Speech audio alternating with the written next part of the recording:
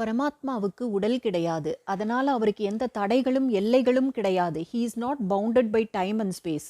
So he can see அவர் big picture. நம்முடைய கர்மங்கள் தான் நமக்கு பாக்கியமா கிடைக்குது. ஆனால் பரமாத்மா நமக்கு சரியான கர்மங்களை பற்றி சொல்லித் தருகிறார்.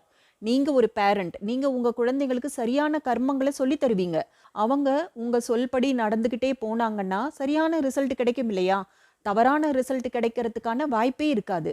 பரமாத்மா ஞானக்கடல். அவர் காட்டும் வழியினால் தவறான ரிசல்ட் கிடைக்கவே முடியாதே. ரொம்ப ரொம்ப முக்கியமான விஷயம், கடவுள்கிட்ட பயமே தேவையில்லை. Because he is just beautiful. No need to get scared of him. அவர் நம்மை நேசிக்கிறார், நாம் அவரை நேசிக்கணும். That is relationship. கடவுளிடம் நாம் வைக்கும் உறவு என்பது அவரும் நாமும் பரிமாறிக்கொள்ளும் அன்பாகும். அவரை குஷிப்படுத்துறதுக்காக நாம் எதுவுமே செய்ய தேவையில்லை. வெளிப்புறமாக நம்ம நிறைய விஷயங்கள் செய்கிறோம் இல்லையா? இதனால எல்லாம் அவரை குஷிப்படுத்த முடியாது.